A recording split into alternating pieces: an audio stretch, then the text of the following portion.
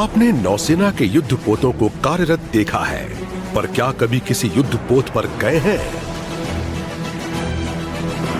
स्वागत है आपका guided missile destroyer INS Kolkata पर। भारतीय नौसेना का सबसे घातक और अग्रिम समुद्री योद्धा। लंबाई 164 मीटर और वजन 7,400 टन। अपनी श्रृंखला का ये पहला युद्धपोत मज़गांव डॉक्स में निर्मित हुआ।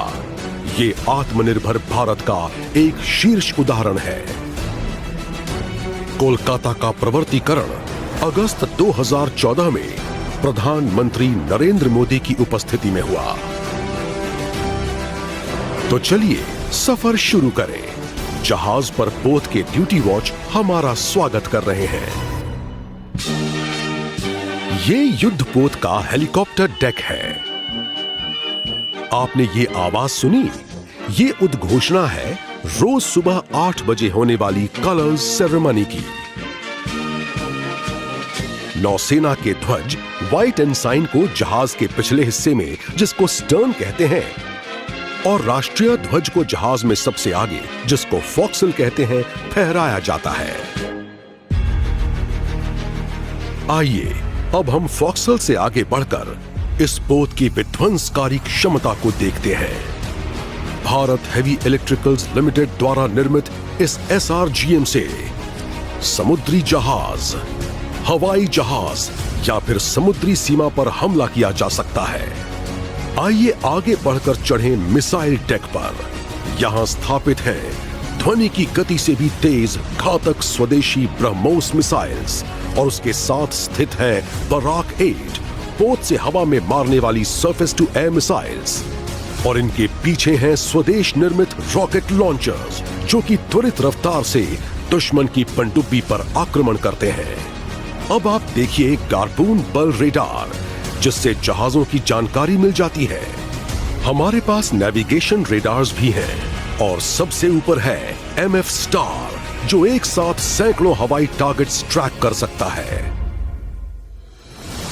इस पोत की विस्तारित मारक क्षमता में शामिल है 4 एंटी सबमरीन टोरपीडोज, 4 AK-630 गन्स दुश्मन की मिसाइल को मार गिराने में इस्तेमाल होती हैं।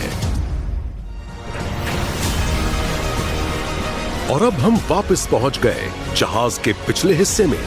यहां 2 हेलीकॉप्टर हैंगर्स हैं, जिनमें सी किंग या चेतक हेलीकॉप्टर्स की व्यवस्था है। आईएनएस कोलकाता में करीब 400 नौसैनिक हैं, और उनके पोषण एवं सेहत का ख्याल रखने के लिए पूर्ण तरह से सुसज्जित गैली यानी किचन और डाइनिंग हॉल्स हैं, जहां सब लोग एक साथ खाना खाते हैं।